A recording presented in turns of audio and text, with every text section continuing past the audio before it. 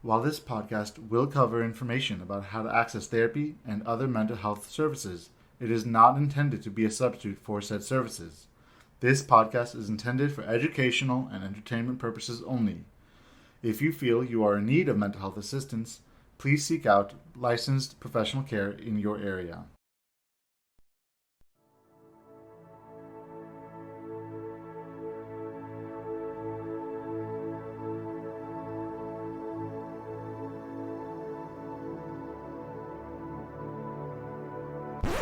Not that type of therapy podcast.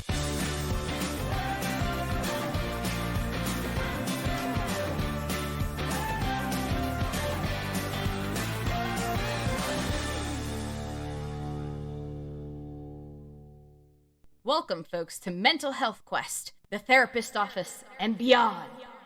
We're here to answer your questions about mental health, including how to access it, what it looks like, why should you do it, all of the above, and so much more. Hello, everyone.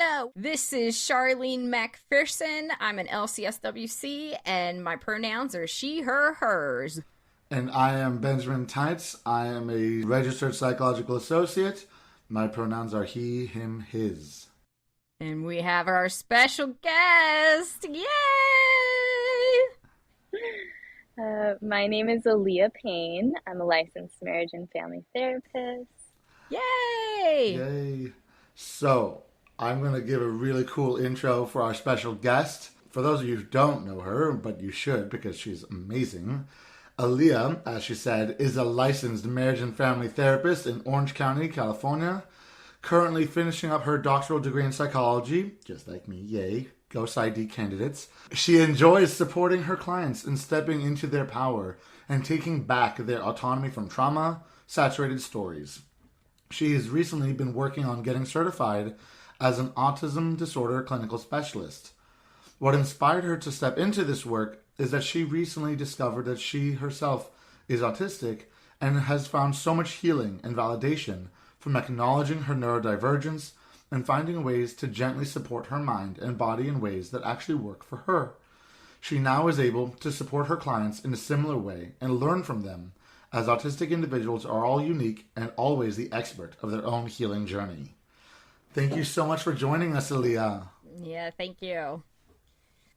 So, it's our 12th episode. I'm very excited, and it's about, technically it's called Autism Spectrum, right? But we're going to be, just for listeners, we're going to be using probably neurodivergence a lot as a word. It's a little bit more of a supportive way of kind of identifying autism, ADHD, different ways that brains work. So if we say neurodivergence versus autism, you all then know, that's exactly what we're talking about. Because we want to go with the more supportive language than the disorder type of language, right? So, first off, what we're going to do, like we always do, is, Aliyah, we are going to ask you what the definition of autism is, and included in the definition, like, what does it actually feel like? Not the DSM diagnosis, but the actual lived experience diagnosis. Beautiful. So it doesn't need to be a complicated answer, but it also does need to be a complicated answer, right? So autism is a specific set of criteria in the DSM, right? And it's a deviation of brain processing from the norm. So often in autistic individuals, there's a huge variance in IQ, in executive functioning, and often there's a sensory processing disorder. And sensory processing disorder, the definition of that, because I think a few of these terms are really important to understand when understanding autism. So sensory processing disorder is a condition in which the brain has trouble receiving and responding to information that comes in through the senses. And, some people with sensory processing disorder are oversensitive to things in their environment. And I know that when I read that definition and I heard oversensitive, I was like, I'm not oversensitive, right? Because we've heard that. So I think a lot of autistic individuals, including myself, have often been stigmatized and told that they're being overly sensitive about sensory dysregulation. But I think what this is really trying to say is that the sensitivity is more than necessary for any given moment, right? Or functioning.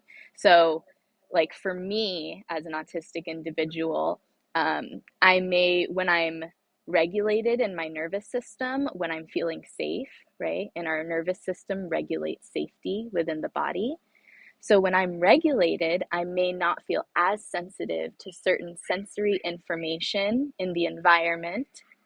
But when I'm overstimulated, so my nervous system is dysregulated, which can happen for several reasons, right? You can have emotional dysregulation, or you can feel physically unsafe in your environment, which would also be emotionally dysregulated, right? Then I can feel overstimulation with certain sensory information. So now all of a sudden the lights are too bright.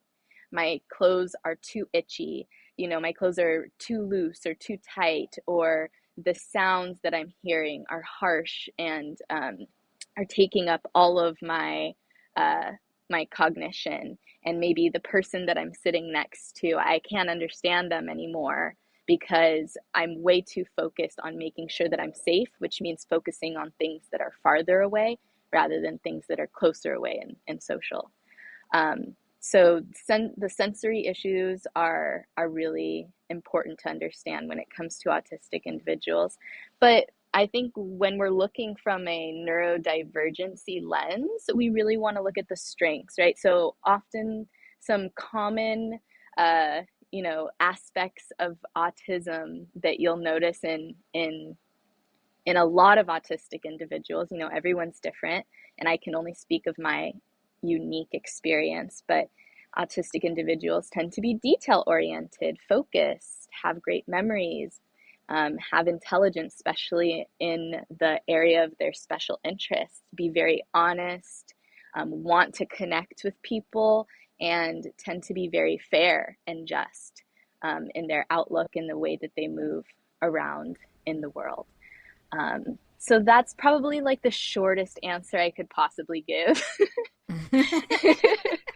And there's so much more. Like autism is a life experience, right? So how do I explain that? But No, that was great.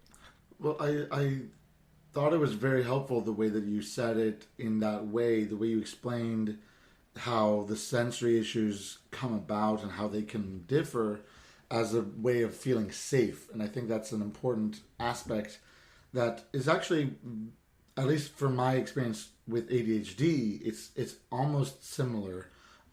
Maybe not to the same extreme, but I've also noticed something like that. And I guess that makes sense because now we understand that ADHD is considered now to be part of the overall spectrum. yeah. Mm-hmm. But I thought that was a very interesting way. I've never heard it said that way, that it's about feeling safe in your environment and in that moment in your body. So thank you so much for expressing it that way, because I've now experienced something different that I've just like, oh, well, this is just whatever. But no, I'm not feeling safe or whatever. That's why I feel antsy or distracted. It's because I'm not safe. I'm not regulated. Well, and too, like a lot of the times, especially if it's undiagnosed for a pretty long time, what do you get with neurodivergence? You get anxiety. Yeah, prolonged stress. How's that going to affect you?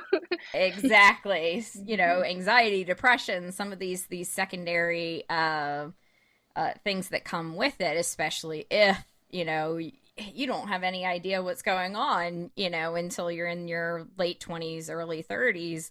The anxiety becomes a coping mechanism. So that safety that you're talking about really makes sense there as well, I feel like. Yeah, and making decisions based off of that, I think was really helpful for me to understand within myself, right? Like, okay, how was I making decisions before I understood that I was autistic?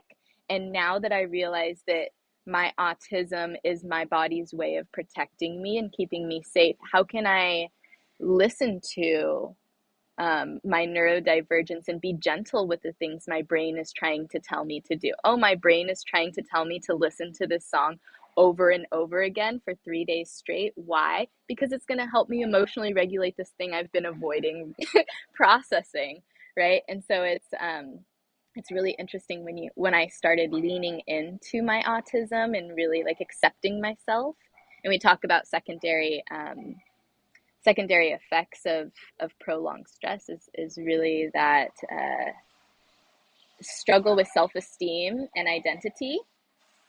And as a person of color, as a Black person, as a queer person, and an autistic person, my sense of identity, really struggled to develop as I grew up.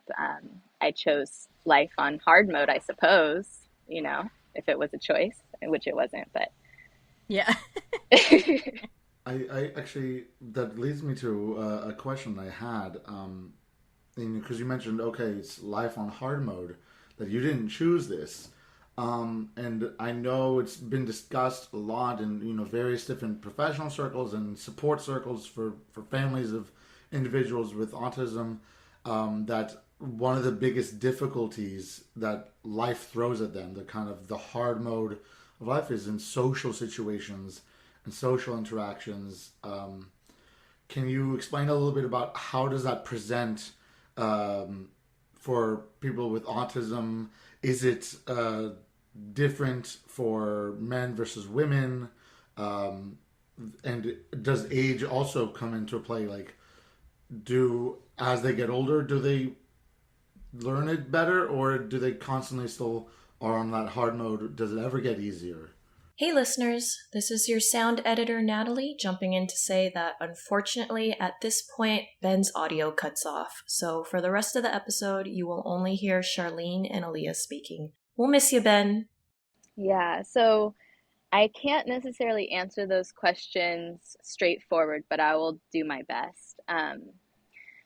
So some of the questions that you're asking is let me talk about like clinical implications, right? So some of the things that are really important with autistic individuals, there's so much, right, that happens every year of life that makes things so complicated, or not complicated, but just life, yeah, like big and beautiful and intense. In the clinical implications, they really stress early diagnosis and early intervention is key, right? And why is that? Because with anybody's life, you want to give coping skills, you want to strengthen that inner self, you want to strengthen that sense of resilience and like intrinsic motivation to connect and to not necessarily achieve, but just experience life. And sometimes achievement is part of that experience. So when we see a child who is presenting as autistic and they are diagnosed early, whether man or whether boy or girl or non-binary, right? But in our society right now, it's boy or girl until maybe a certain age, until they can talk and tell you that they're non-binary.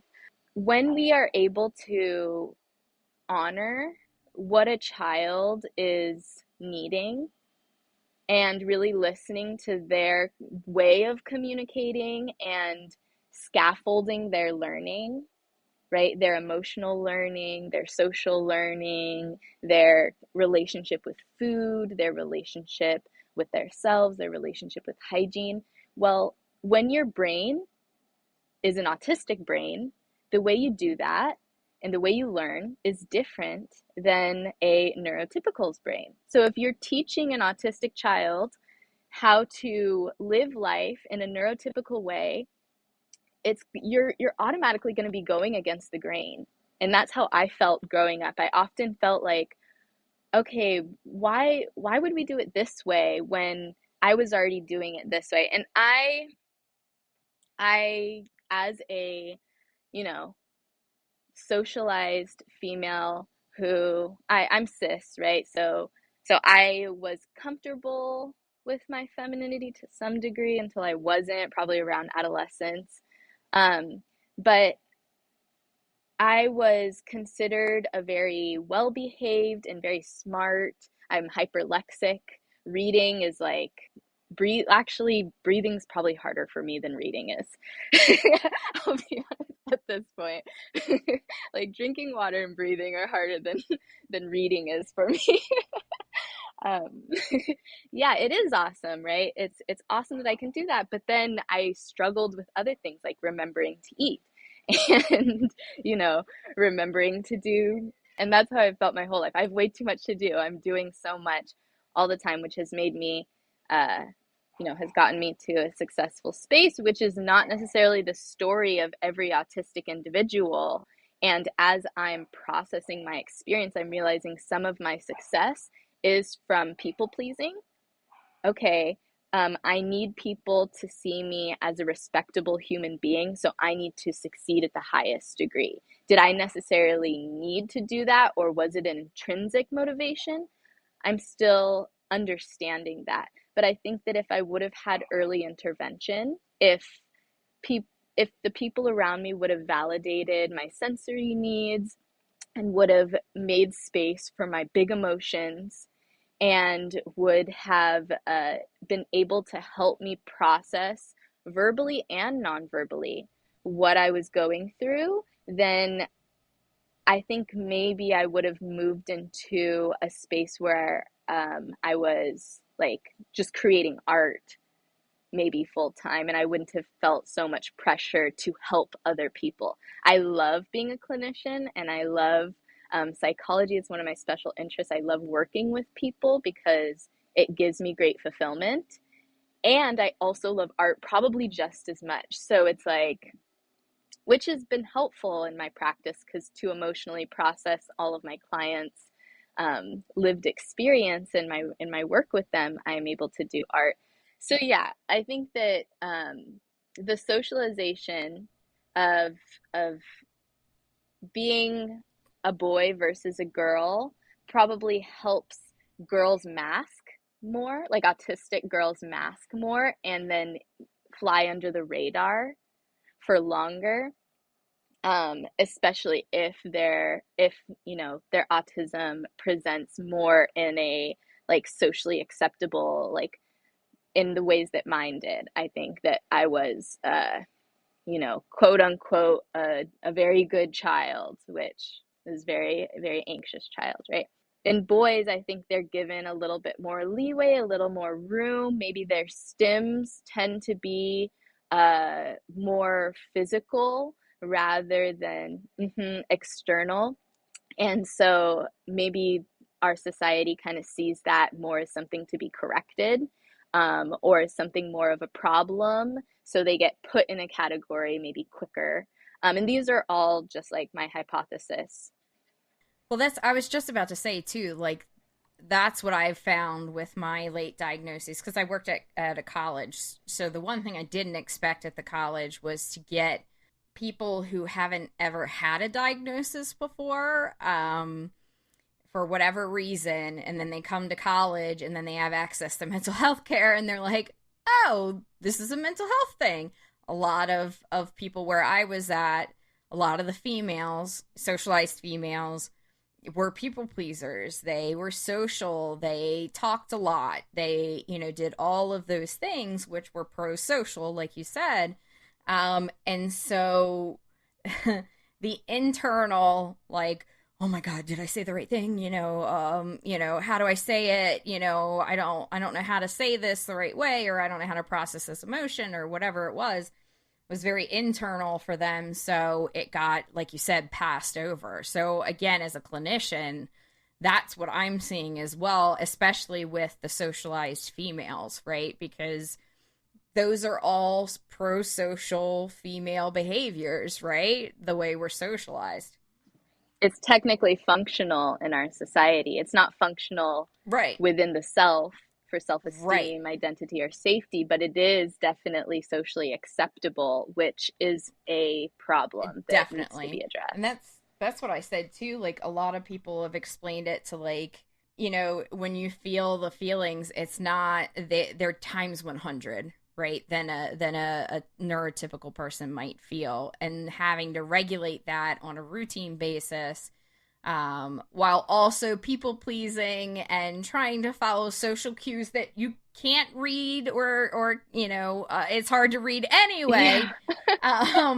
And then put all that together, and it is just an anxiety producing situation. Yeah. And it's actually really interesting, as a clinician, to not really be able to read social cues, but to have them memorized clinically as a special interest. That's what we would do, is we would come up with rules. We come up with, okay, in this situation, what's the rule? You know what I mean? And then they would have that rule in their book for the next time they were in a situation like that, right? And I think as an ADHDer, right, like mine's a little bit different, because it's just that I get so excited I miss, what other people are doing, right? And I'm so like hyper focused in my what I'm thinking, or everything's happening so fast that I miss out on things, right?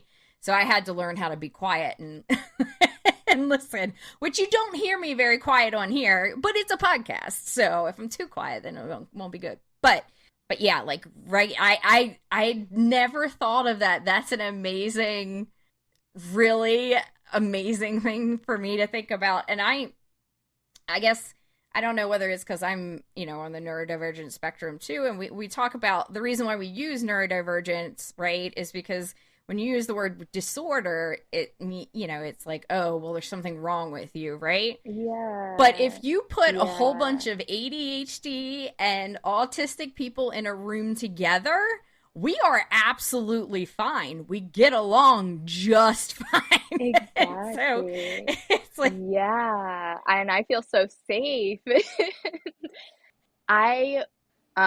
Growing up, I felt very alone, which is, I think, a common autistic high school experience as of now, right? Or maybe as of when I was in high school. And I think there was a lot of like internalized shame about not wanting to socialize in the way that other kids socialize. So I would go hang out. My mom would my mother, she's also neurodivergent, but far on the ADHD side, and I'm far on the autistic side. So we kind of struggle with the parallel play, because it's very different parallel play. So I had this like idea of my mind of how people socialize, how my mom socializes, talking to everyone, like buzzing around. And I'm like, I just want to sit here and make paper dolls for 5 hours while someone does something else next to me. And none of my friends want to do that with me. So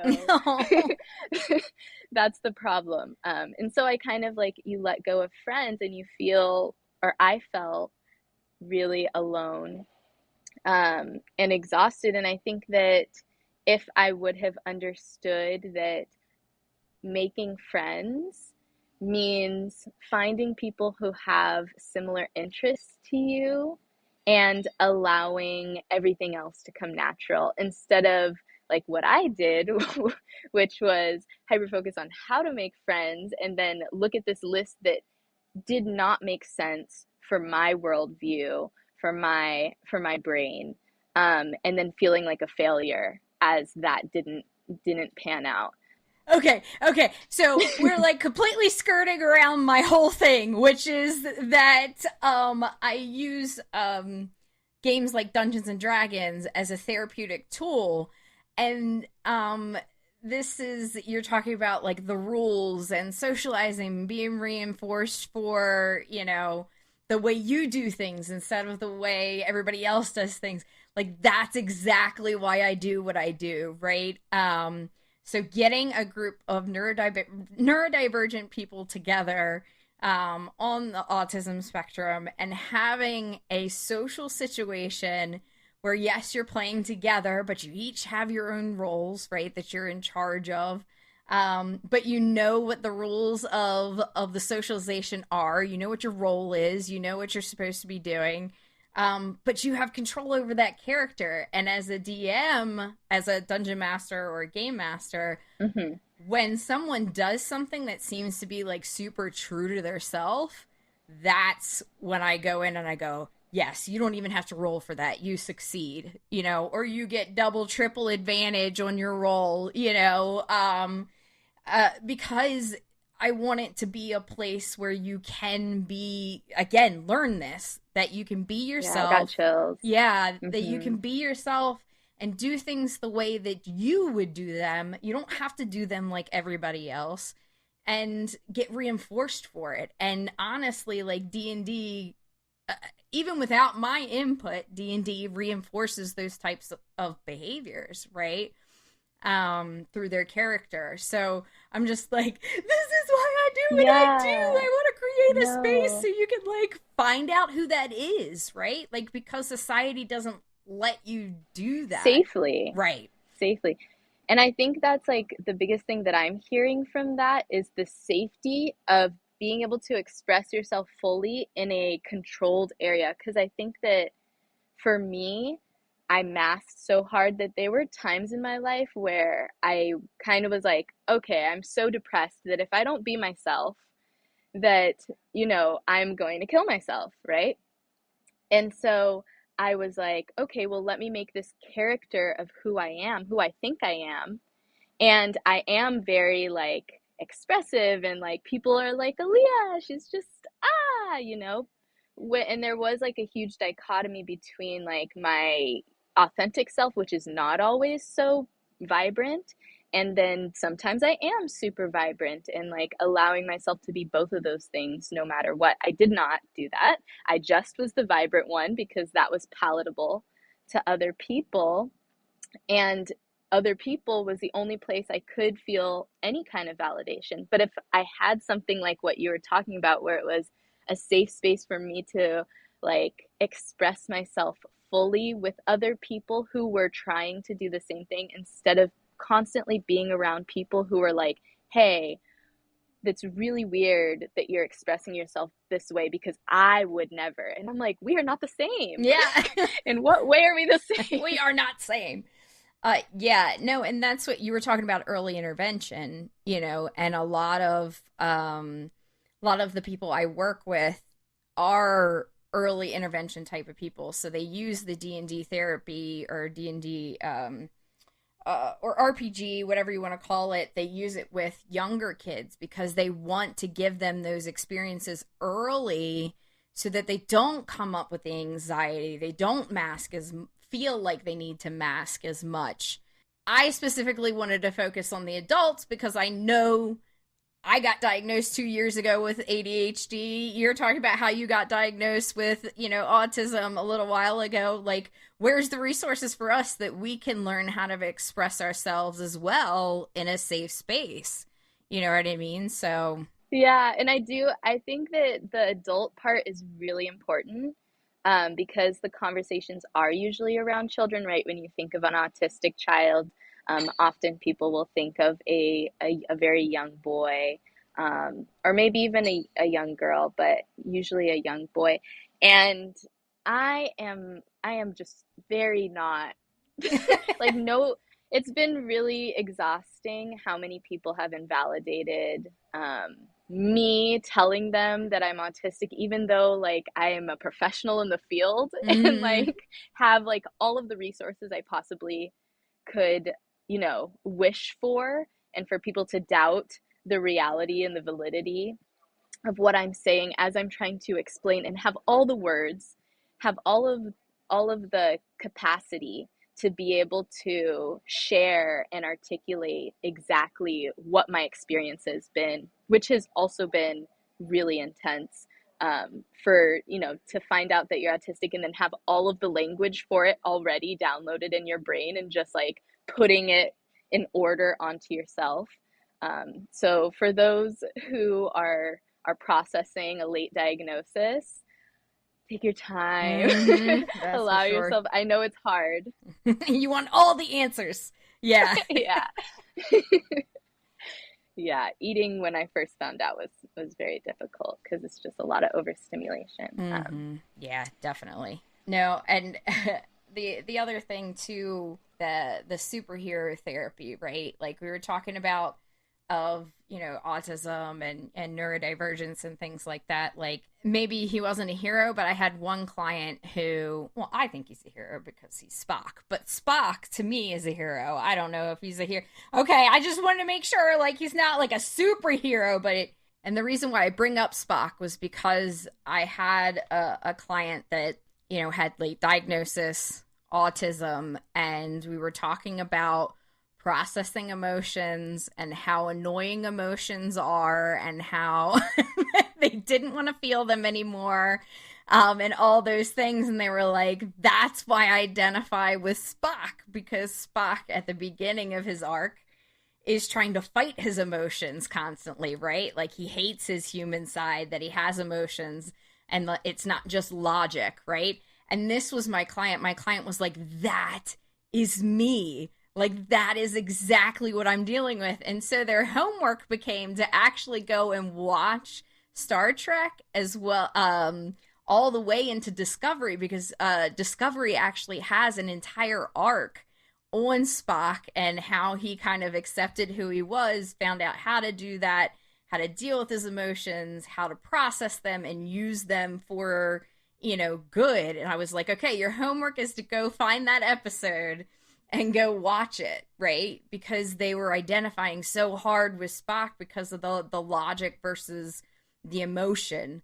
And I feel like that's a big theme that comes with autism, is this like you've got the logic and then these pesky emotions get in the way of the logic. Depends on how much trauma the individual experiences. And let's talk about autism and trauma, because being overstimulated and not feeling connected to the people around you is traumatic, right? And the longer that experience becomes your day-to-day, right? The longer that persists and you don't have support and you don't have understanding of yourself, the more you're going to start dissociating, right? Because that's often what happens when we are experiencing trauma. The brain says, let's deal with this crisis right now. And what do you need to deal with crises? Logic, right? So it's this experience of like, okay, I'm out in the world. I am terrified right now. I'm terrified of saying the wrong thing. I'm tired of being the wrong way. I'm tired of, afraid of the pain of being overstimulated and not being understood or validated for that. And then you go into this like safe place within the mind that all your emotions get to live in, but they're not felt like human emotions. They are processed through music, or they're processed through fantasy, or they're processed through, right, like scripting, reading. Yeah, and plays and stories. Yeah. I know not everyone will understand this, but for those clinicians who are listening, okay, is reading not effectively just stimulating bilateral stimulation, which is helping you process your emotions? And I'm realizing how much bilateral stimulation is just naturally occurs in our day-to-day life, which is done with EMDR, which is for trauma processing. But yeah, so processing all of those things because of the trauma and the dissociation, and then having like, okay, this is myself that is emotional, and that's my vibrant self who's, and then there's this very logical side of me that comes out when I'm overstimulated. Oh, I'm overstimulated? Well, no, I can't do that thing. Why are you asking me why I can't do it? It's very obvious why I can't do that thing. Obviously, because this, and this. And I have a list of things of why I could never do that thing. And mom, why are you even asking me to do that insane request? Because it's completely illogical. And it may be confusing for the people in our lives because they're like, whoa, when you're emotionally regulated, which they can't see whether we're emotionally regulated or not. That's why we have that little octopus that has the smile or the frown, right? So even though you can't see that there's a storm brewing inside of my body, this octopus is telling you that I am in my logical self. I am in my, limbic system. I am trying to survive with each breath right now. and I need to slow, I need life to be slow, I need life to be calm, and I need life to be quiet and dark, right? And then there's the other side of me when I'm regulated and I want to play and I want to connect, and so it can feel like these completely two different parts of you. And when you are depressed, when one is depressed, anyone, right? But then specifically the autistic individual is depressed for a prolonged amount of time, then there's this certain presentation that gets kind of like trademarked as an autistic person. But if an autistic person is regulated and has all the accommodations and sensory needs are accommodated for, there is a plethora of connection and vibrancy and groundedness and wanting to feel the emotions and not pushing them away. And so these should more be of signs that someone is in distress rather than a something that defines their personality or characterhood. Yeah, no, and that's what I I was trying to get to was that emotions, and I would always say to them, I'm sorry, but you're human, so you have emotions and you're gonna have to process them. And yeah, exactly, and they're like, no, this reality. But yeah, no, and that was one of the most fun things, the closest I think that I got to superhero therapy was talking about Spock in that sense, and it was amazing to see their face light up and be like, that's me, that's what I'm going through. And what comes up when you talk about this is this idea of masking and the emotional intelligence. So there's this assumption that neurodivergent folks have lowered emotional intelligence. I suppose maybe that's a rhetoric in other words, probably. But what really happens is that neurodivergent folks often struggle to identify their own emotions and experiences because from a very young age, they were socialized to prioritize the emotional regulation of the people around them. So, well, it doesn't really matter what I'm thinking and feeling, because when I do share what I'm thinking and feeling, it gets invalidated. I get in trouble for it. I get punished for it. People say that I'm weird, or they have a reaction that feels unsafe to me. So what I'm hearing is that you're allowing them to have a space where the way that they've already been relating to their own emotions, right, by being depersonalized, well, I'm not going to shame this because it's not me. It's this character. And even though I don't like this about myself, or I haven't accepted this about myself, I can accept it in this character. And that's what I'm then doing for myself. And I think as a person of color, Black person, queer person, etc., I didn't have like video games, but I definitely felt very connected to certain TV shows. And as social media became a part of my life, just consumption wise, I realized a lot of internalized ableism, racism, misogyny, etc. And the way I reversed that internalized indoctrination in my own mind so that I could be free and safe to be myself in this world was by following content creators that did look more like me and acted more like me. And even if I did feel maybe that it was cringe at the beginning, the more I connected to their page, the more I was able to accept them and love them, and therefore then accept and love myself. So I'm so excited that you guys are doing the things that you're doing with clients. It's so funny. Clients will come in and be like, well, how much do I make the character like me? I'm like, don't worry, it'll come out anyway. Yeah, exactly. And a lot of the individual shines through, right? Like as I realized I was autistic and feeling like I was masking, I was like, who am I? Is any of this the real me, or is all of this just for other people? And as I looked back at pictures, I saw how, I'm getting emotional. I saw how like I was shining through no matter what. And I think that's this internal resiliency that wants to heal, that wants to be the self, that even though I was masking and I thought I was doing such a good job at being a neurotypical, right? Like, I don't know what it means to be neurotypical, so I could never be neurotypical. It's impossible. And no matter how well I think I'm masking, I'm not.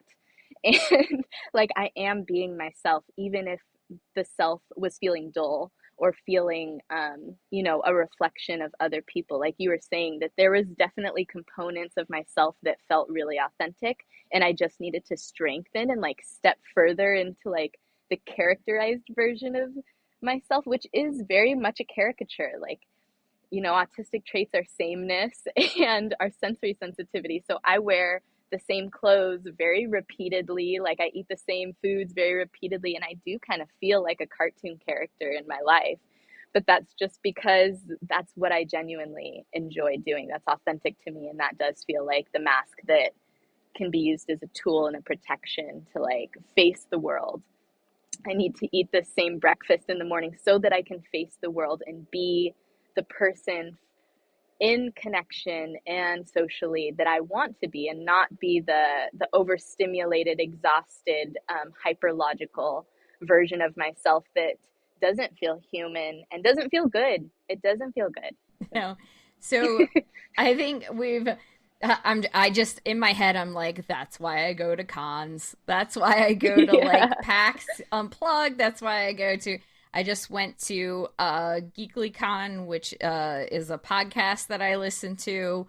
And it's just like 300, I swear, 300 neurodivergent people in one hotel playing board games all day long, and just like, hey, when you need space, go ahead, go back to your hotel room. Like, no judgments whatsoever on what you needed to do to take care of yourself in that situation. So,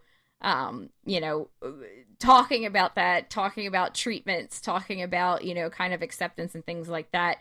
What type of treatments, especially, with the autism disorder clinical specialist certification that you're going through, like, what are the treatments that they identify are kind of the top tier?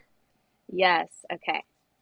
So, one, earliest intervention, accepting yourself as early as possible, understanding what autism is as early as possible, and parent intervention, right?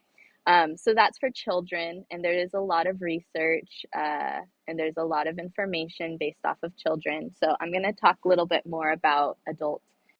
I was going to say, like, if you have some research on adults, please let me know, because there is not a lot out there. There is not, no, but I am in the process. So just know I write down almost every single thought I have, which I need to let go of because it is becoming way too much. But yeah, so I think that I would say, okay, so first I'm going to say my clinical opinion, then I'm going to give you my personal opinion. Okay.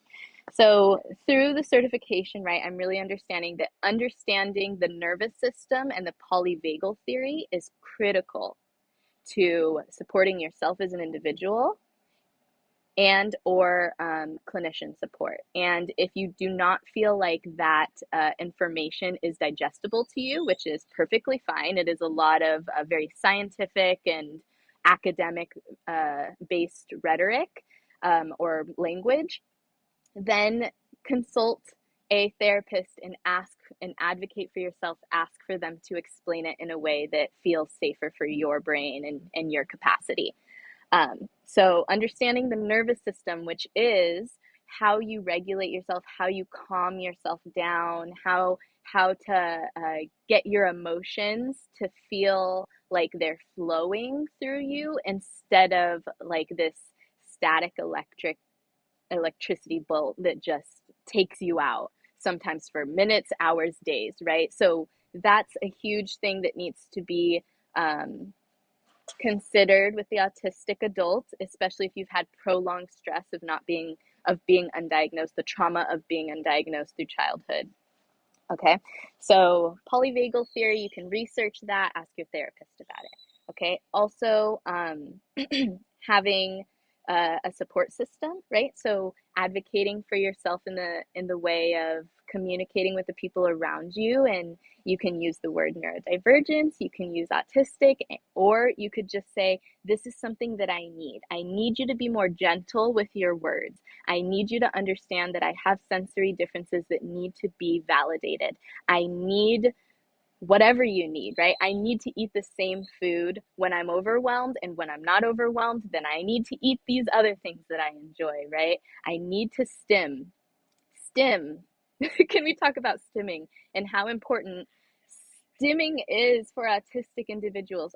Stimming helps you regulate your emotions. Stimming brings joy, releases dopamine and serotonin, and stimming is just amazing. And there's 1,000 ways to do it, right? You can do it through art, visual stims, physical stims, Let me tell you, emotional. Yeah.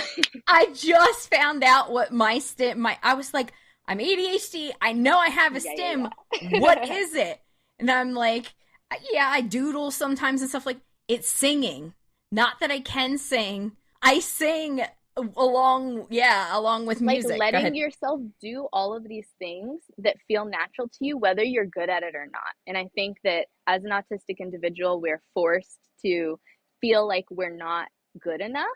And so doing things that we enjoy, we may stop ourselves because we're like, well, I'm not good at this thing. But yes, vocal stems, and also meditation. Meditation can look any way that you want it to look, okay? As long as it is safe for your body and safe for others' bodies. Oh my god! So I literally, okay, I'm on TikTok.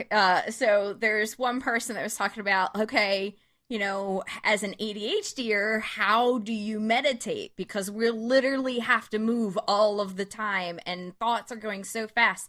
And I was like, you know what? It's a really good question.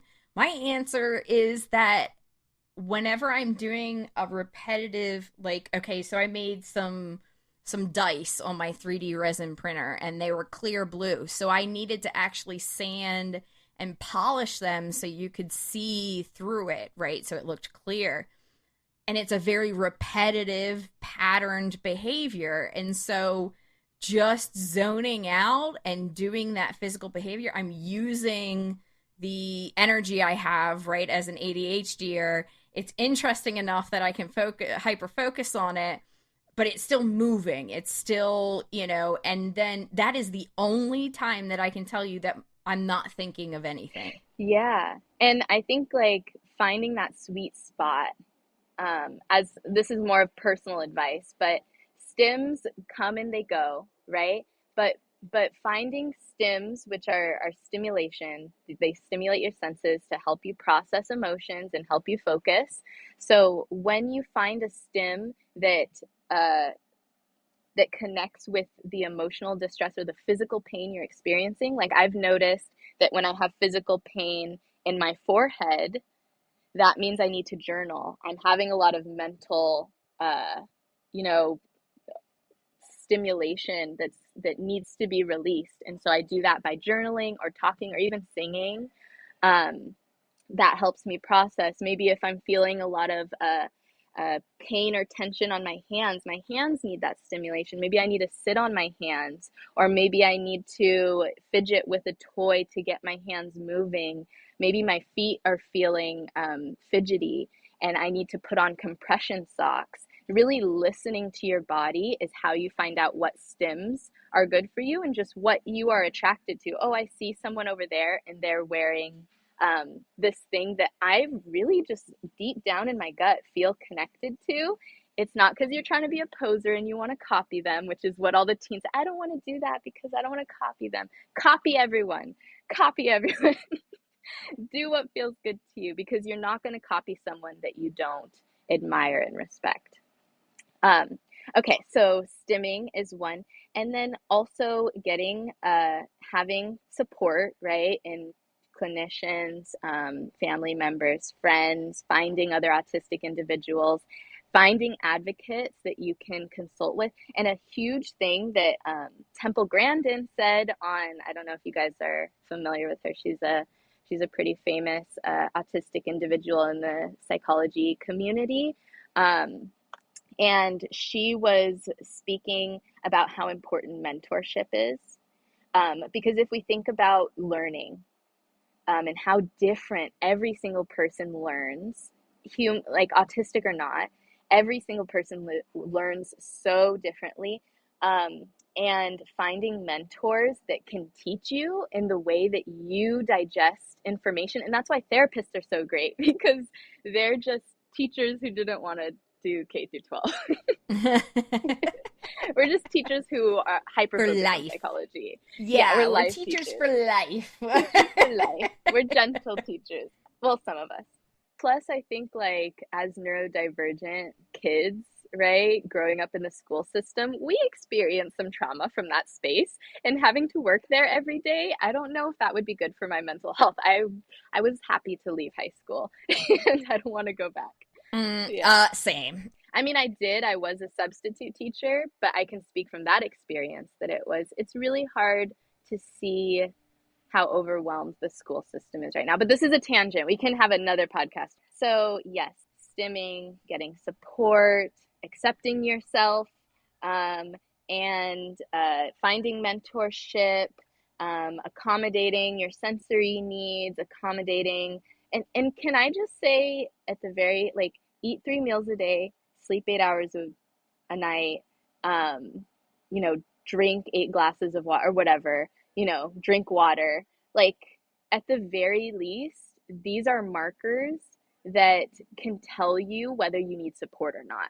Okay, so if you're finding it difficult to eat 3 meals a day for whatever reason, whether you're autistic or not, you need support. So I'm saying for the autistic community, which may specifically struggle with this due to executive dysfunction, low motivation, or difficulty understanding, difficulty with proprioception, which is one of our senses, difficulty understanding when our body is saying, I'm hungry or I'm thirsty, which has been a really big process for me to understand. Like, when I'm hungry, there's a thought that comes into my brain. I won't share it, but it has nothing to do with hunger. And I was like, that's not helpful. Why is this the thought that tells me that I'm hungry, but I'm glad I know it now. And now I only ignore it sometimes. So finding out how your body is communicating to you and figuring out how to respond with love instead of shame and ignoring it. So I think those are my biggest, Yeah, and I actually, at that GeeklyCon, they actually had a panel on intuitive eating. That's exactly what they said, was like, you have to just listen to your body and it will tell you what it needs and how much it needs. And having these kind of rules about what's bad to eat and what you should and shouldn't eat and things like that, that just causes more dysfunction than, just listening to how much your body needs or when it needs it, things like that. So I actually, since then, I was like, oh yeah, no, I'm just going to start listening to what my body's actually telling me. And it's working really, really well, because normally... How quickly it re-regulates. Yeah, I was like, normally I'll have 3 or 4 pieces of pizza because I'm like stressed out and not listening. But then I was like, I only need 1. I'm good. And then I was done. And so, it definitely, again, like accepting who you are, that's such a hard thing to explain to people, right? And I think a part of the way, whether you're accepting yourself or not, is if you're telling yourself, I shouldn't do that. If you've been told I shouldn't do that, or I should do something differently, or I do it wrong, or whatever, if that thought is going through your head, then you're not accepting yourself for who you are. And it's really hard to find those because they're so socialized into us. They happen so many times, and it's so innate a lot of times. And you talked about mentorship too, and that was something I have come to the conclusion for as well, is just like, I do not need to reinvent the wheel. There are people out there doing exactly what I need, that know exactly how to do what I need to do. I just have to find them. They have the answer. Yeah.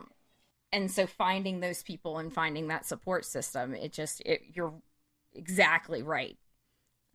With that, at least that's what I found too. And that's what I always tell my clients too. Like, you can't do this in a vacuum. Like, you have to have a support system.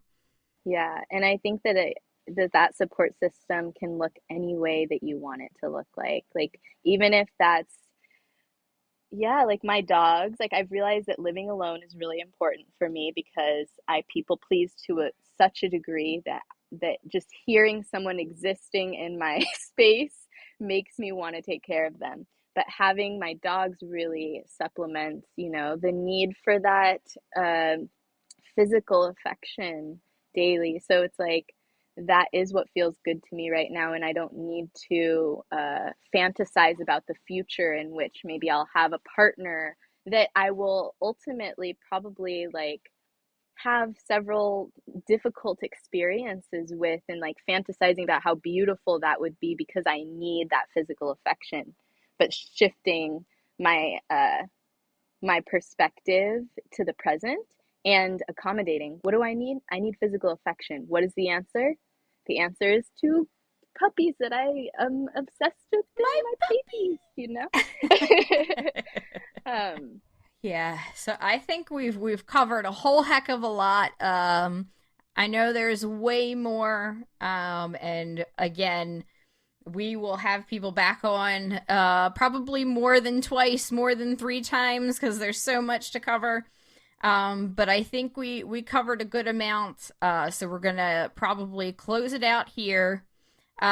We definitely want to thank our listeners, because that's what who we're doing this for, right? And if you enjoy our content, please review it on whatever platform you're using, so that others can find this information. And that's really what we're fighting for here, is to get this information to people so they feel supported, so they know the information and could go seek out, whatever treatment or support system they need, right?